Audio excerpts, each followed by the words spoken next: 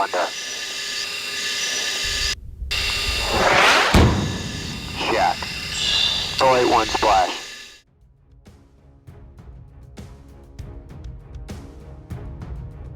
Di era peperangan modern, dominasi udara bukan lagi sekadar soal siapa yang punya pesawat paling cepat atau paling banyak membawa rudal.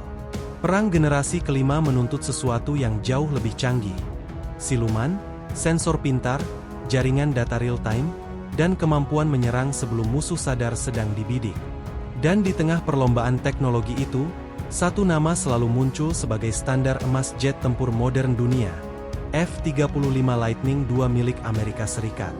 Inilah pesawat yang bukan cuma dirancang untuk bertarung, tapi untuk menguasai langit sepenuhnya.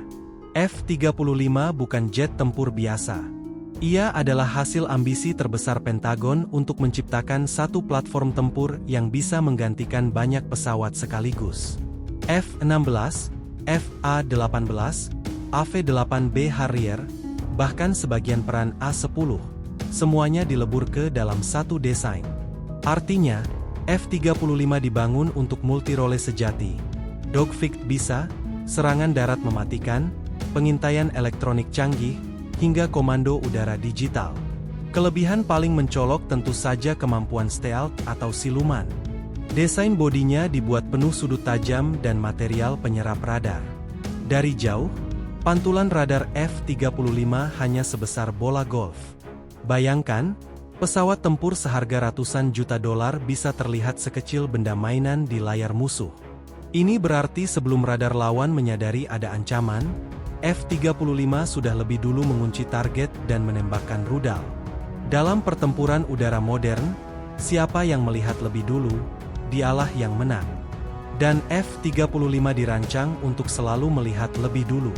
Rahasia berikutnya ada pada sensor fusion, teknologi yang membuat F-35 sering disebut sebagai komputer terbang. Semua sensor, radar AESA, kamera inframerah, sistem elektronik, hingga data dari satelit dan pesawat lain, digabungkan menjadi satu tampilan utuh di kokpit. Pilot tidak lagi pusing membaca banyak layar. Semua informasi disederhanakan menjadi gambaran medan tempur 360 derajat secara real-time.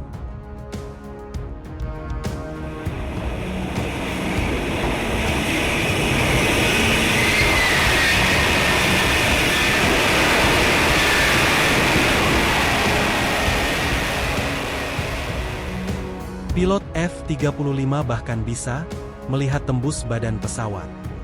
Helm canggihnya terhubung dengan kamera di sekeliling pesawat, sehingga pilot bisa melihat ke bawah, ke belakang, bahkan ke dalam kegelapan malam tanpa perlu menoleh. Ini seperti memiliki mata Superman di udara. Keunggulan ini membuat F-35 bukan sekadar penembak, tapi pusat kendali pertempuran. Ia bisa membagikan data target ke jet lain, kapal perang, bahkan sistem rudal darat. Jadi, satu F-35 bisa bertindak sebagai otak perang yang mengarahkan seluruh pasukan.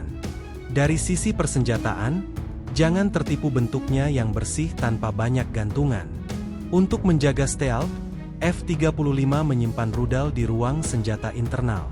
Ia bisa membawa AMRAAM untuk pertempuran udara jarak jauh, Sidewinder untuk dogfight, bom pintar jam, hingga bom penghancur bunker. Semua tersimpan rapi tanpa merusak profil siluman. Namun saat stealth tidak lagi diperlukan, F-35 bisa berubah jadi truk senjata terbang.